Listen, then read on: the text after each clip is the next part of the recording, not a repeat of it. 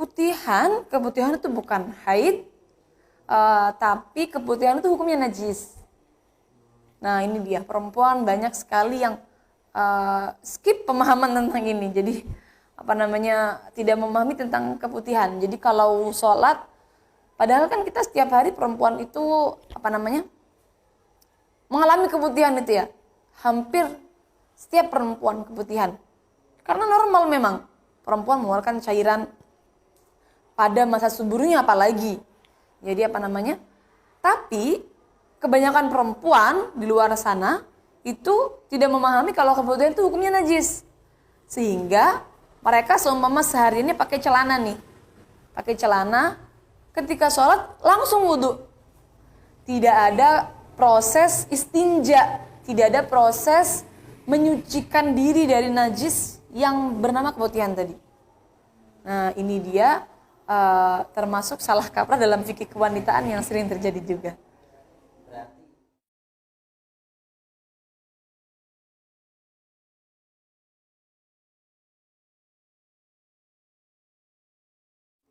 Oh, kalau untuk di rumah aja ya,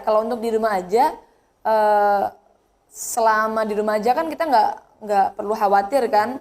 Jadi seumpama mau sholat ya berarti step-stepnya yang pertama adalah harus bersuci dulu, menghilangkan najisnya dulu atau istinja dulu, baru kemudian wudhu. Kalau di rumah kan aman ya, jadi kita ganti celana dalam juga nggak masalah. Celana dalam yang bersih atau celana dalam yang najis tidak dipakai ketika sholat juga nggak masalah.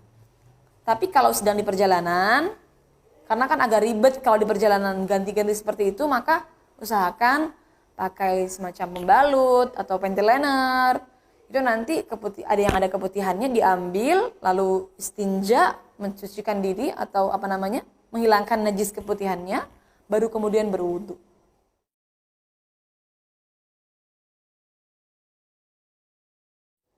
Kalau sebenarnya seperti ini, daimul hadas itu konsepnya adalah dia tidak punya waktu untuk melaksanakan sholat dan bersuci tanpa hadas.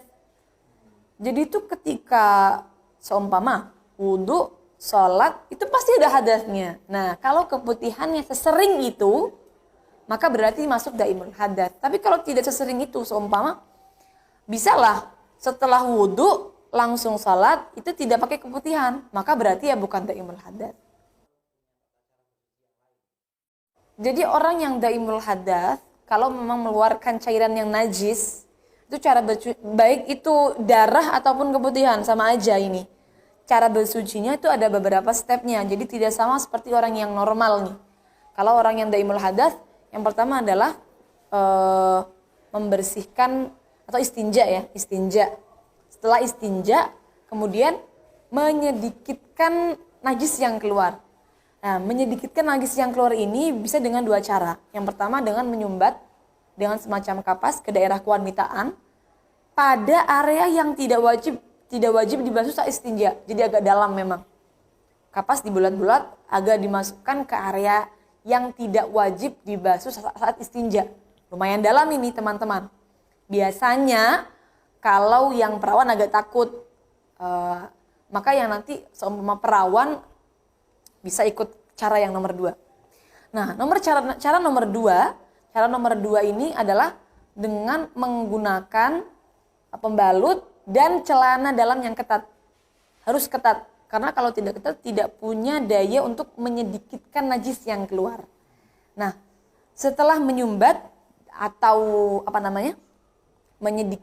pakai pembalut tadi dengan celana dalam yang ketat, maka selanjutnya baru wudhu. Nah, baru wudhunya harus dengan mualah.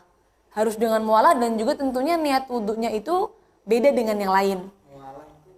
Mualah itu terus menerus. Seumpama kita membasuh tangan, basuhan yang wajah belum kering, itu namanya mualah. Berarti kalau proses yang semestinya harus dilakukan gimana berarti? Ya berarti sama aja kayak wudhu biasa. Cuma kan dalam wudhu biasa itu sebenarnya tidak disyaratkan harus mualah. Mualah itu kan sunnah. Terus penerus itu kan sunnah. Jadi seumpama orang itu wudhu, setelah basuhan muka, kemudian dia tinggal nyapu-nyapu dulu. lalu setelah nyapu-nyapu dia langsung basuh tangan, itu nggak masalah. Tapi kalau untuk orang-orang yang daimul hadas nggak boleh. Jadi harus continue. Nah, kebanyakan orang sekarang kan wudunya continue nih. Continue mualah. Nah, yang dilakukan oleh kebanyakan orang sekarang itu yang harus dilakukan oleh daimul hadas.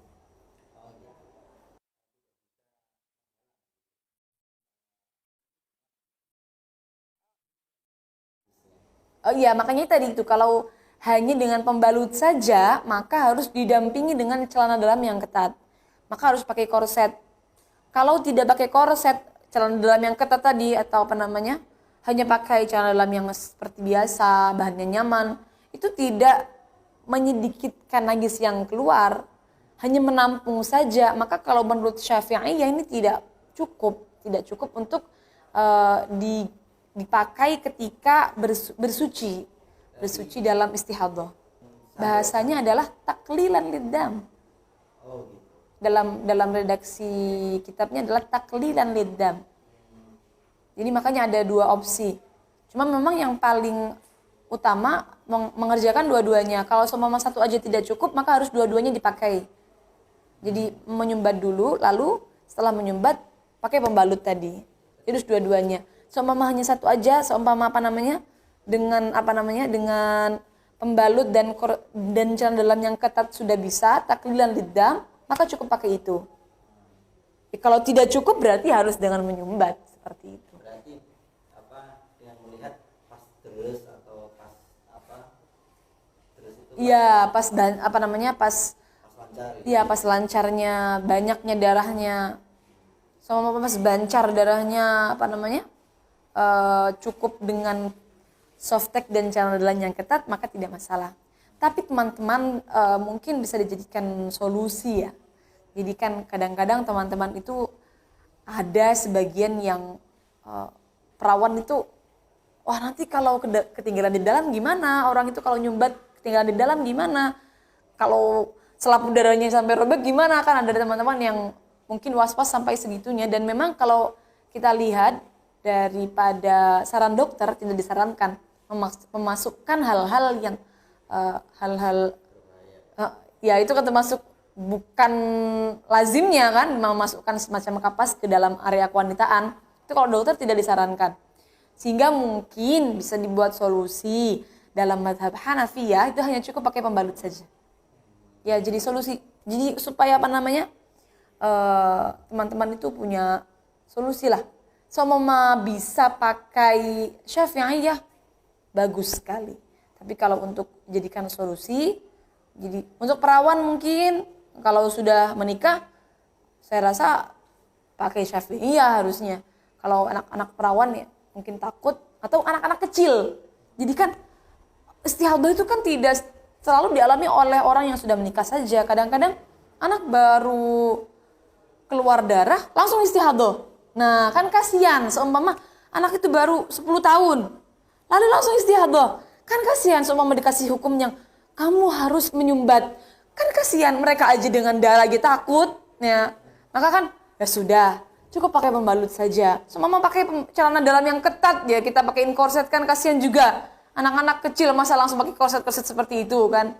Juga ada angga ukurannya kan seperti itu kan. Nah, maka kita perlulah tahu ada solusi dari mazhab Hanafiyah, boleh hanya menggunakan softtek saja.